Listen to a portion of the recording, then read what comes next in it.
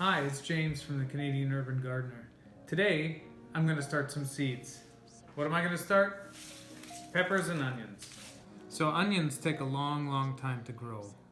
And in a Canadian climate, we don't have that long of a growing season. So that's why I'm going to start some onions inside today. I'm also going to grow some peppers. These two peppers, Doe Hill and Lipstick, I've been growing them for years in ground in my garden. My kids love them. They're small. This one is a very small balm, maybe golf ball sized pepper, and it's really sweet and tasty. And this one is more of a traditional red pepper. It's long, about that big around, and grows really well in our climate. Another thing I'm going to do this year is grow some chilies. Chilies are like the longer, skinnier peppers. So some of them that I'm growing this year are Chinese 5-color, cayenne, ancho grande, jalapeno, and Jimmy Nardello, which is a sweet pepper as well. Why am I growing peppers and onions right now? Well, if you look on the back of most seed packets, right, or at that, there's a lot of information on the back of the seed packet. It says start indoors 8 to 12 weeks before last frost. So how do I know when my last frost date is? You just Google it. Last frost date, postal code, and it should give you the answer to it. Here in Montreal, they often say somewhere around the beginning of May. May 7th to 10th, something like that. But last year it was snowing in the middle of May.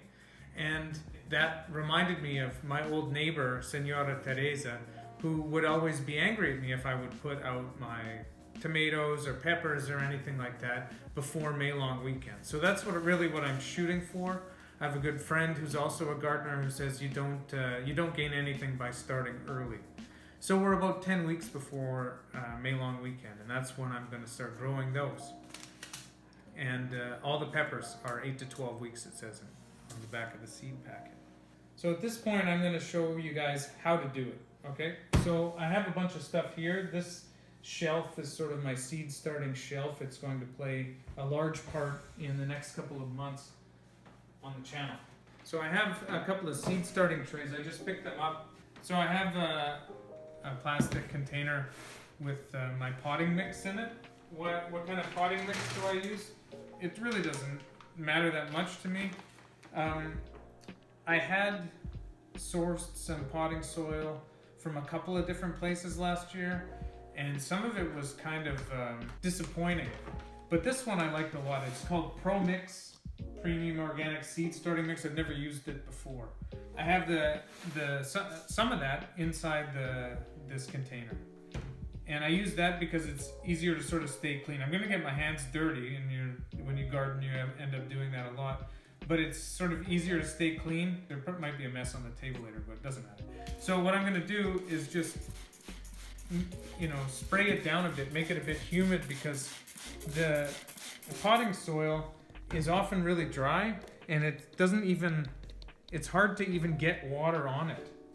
It doesn't want to absorb it for some reason. Like it eventually will absorb a lot of water, but it's hard to get it to absorb it right at the beginning. So you want to make it a bit humid before you put it in, and you don't want to just put in the dry soil, put your seeds in the cells, and then dump water on the top. I'll show you how to water it at the end, because it'll displace the seeds and they'll float to the top.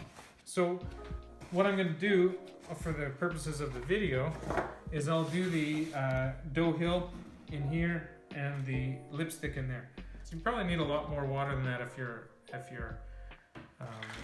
stuff is dry already.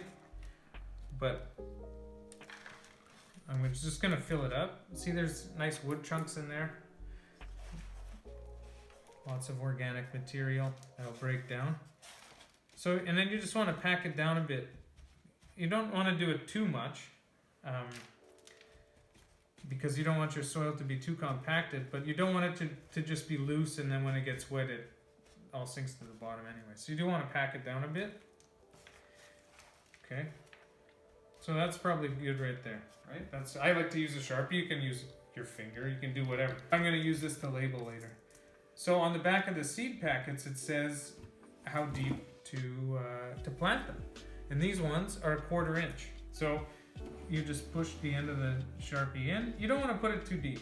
A lot of people will plant too deep, but really they don't need to be that deep. You see, I don't have very many seeds left from this packet. I'm going to plant them all.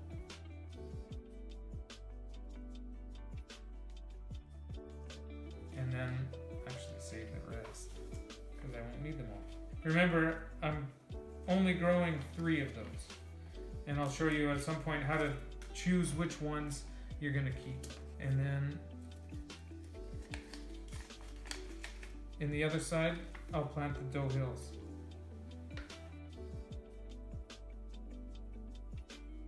Actually, what you do after that is you just top it up.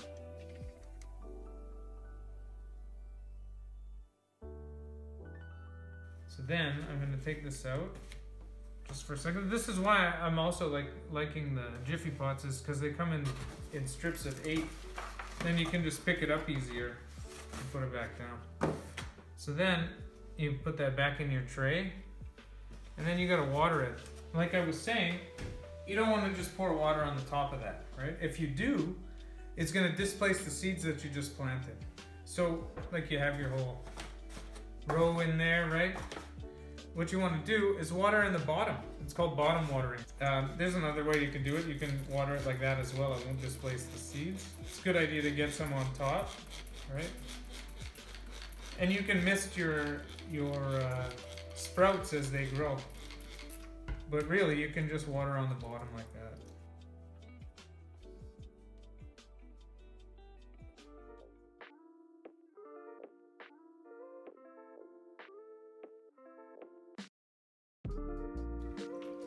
So that's going to soak up through the bottom. I'm going to make a label for each one of those. So my dough hill peppers were on that side.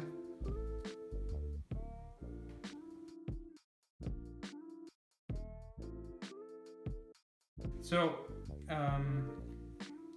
I'm going to continue to start my seeds, but you guys don't need to watch all that. It's basically the same process. You follow the instructions on the back of the seed packet. You choose how many you're going to grow. You start a few extra seeds just in case. And there you go. So that's it for the first episode. Thank you for joining us. I hope you like what you saw. If you have any questions, go ahead and ask them in the comments. If you have any comments to help me out as well, I'm no expert at this, so I'd appreciate that as well. I hope you subscribe. Thank you, and start your gardens.